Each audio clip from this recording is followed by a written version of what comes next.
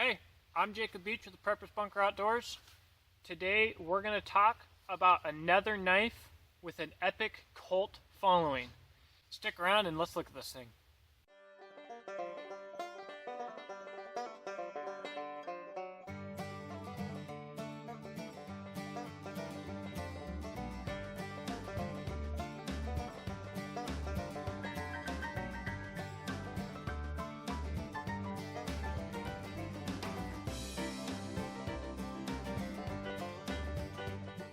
The Esee Junglas has a reputation for having a blocky handle with some people.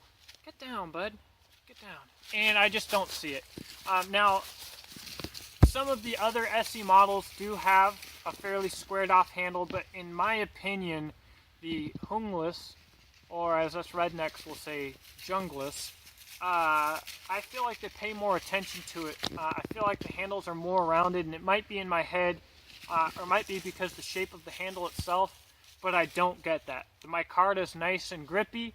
It is a production blade, so the edges are routed. This is not a hand-finished handle. It's not completely rounded, but in my opinion, it is very nice. Now, my only issue with the handle geometry is that when I hold a big blade, I want the edge to be close to my front finger, so back like this, and I like it to be closer on level to where my finger is. So I would prefer, when I'm doing my fine work, to have the most control and leverage, to have this edge down more and much closer to my hand. And obviously you'd lose some of the weight and you'd lose some of the other capability in that way, which is why I think that choils are important. I know that's argued quite a bit, but for fine work, I definitely like to get this finger closer to this edge. Other than that, there's a reason that this knife has a cult following. Great handle, very useful, very utilitarian. The blade, my main concern with the blade is the same as my main concern of the handle. I want to get this edge closer to my front finger. But what is special about the Esee Junglas is that this is a no-frills working knife. It has a very nice thin edge. Some people do thin it out more. I probably wouldn't to keep it strong. Also, it is 1095. Rowan has a reputation for the best heat treat on 1095 in the industry. Even with that being said, 1095 would not be my choice for a knife of this size.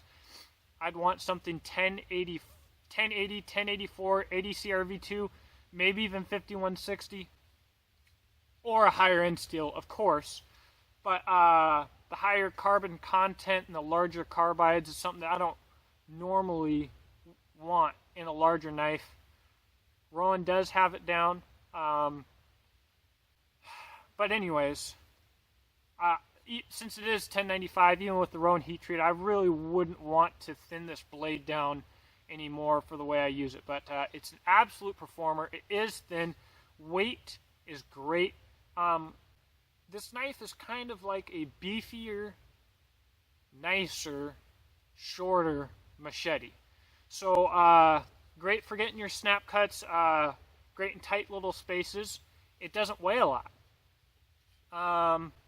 So it's really not hard to pack around, whether on your pack or on your side. So for, handle and blade, it is well-rounded. There's nothing sexy about this blade. There's no fullers. There's no sawback. There's no bottle opener. None of that stuff. The knife's made to work. It does work. Therefore, it's at a good price. It has a cult following. The sheath, like the rest of the blade, actually, this sheath has a reputation for being the best production sheath on the market. This one here has a little bit of rattle. You can tighten it. I've still got a bit of rattle, but definitely good retention. It's a great sheath. It really is. Would I want to squeeze it a little bit to get rid of some of that rattle? Maybe. But just quality-wise, very, very nice. You have this nylon backing, lots of attachment methods, backpack, belt, whatever you really want to attach it to, you can attach it to. So the only downfall for this particular knife would be that rattle. But this is a production blade. I don't know if I get in trouble for saying it. Is that expected or not? I would say it is. Now, if you were to send this to a Kydex guy like Doug Wilson or something and ask him to tune it up, I guarantee you he'd be able to do it. And it would be great. But anyways, sheath is great. All in all, this knife comes out as probably the most dominant production blade on the market. There's a few other ones that trail it. Obviously, the BK9. Ontario, we won't talk about the drama between Ontario and Esee right now, but the RTAC 2 and now the Woodsman that they're coming out with, which looks phenomenal. They're all kind of in the same category, but Esee's on top. The Junglas is a knife that has earned its spot on the top of the heap. Let me know what you think in the comments section. I really look forward to getting into the in-depth review on this knife, and I'm going to be comparing it to a lot of knives to include BK9s and Jessica X's and who knows what else. And so after I do that, the Esee guys will hate me too. So I'll be the bad guy YouTube channel who compares everybody's favorite knife to all the other knives. Come on. Let me know what you think in the comment section, guys.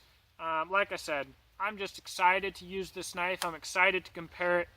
It's a great piece. I've used it a bit. I'm very impressed with it. Everybody who uses it is basically very impressed with it. There's no price range that really gives you more bang for your buck than this. At least no higher price range. Oh, yeah, the one knife that will be really awesome to compare this to is going to be the Skrama from Varusteleka.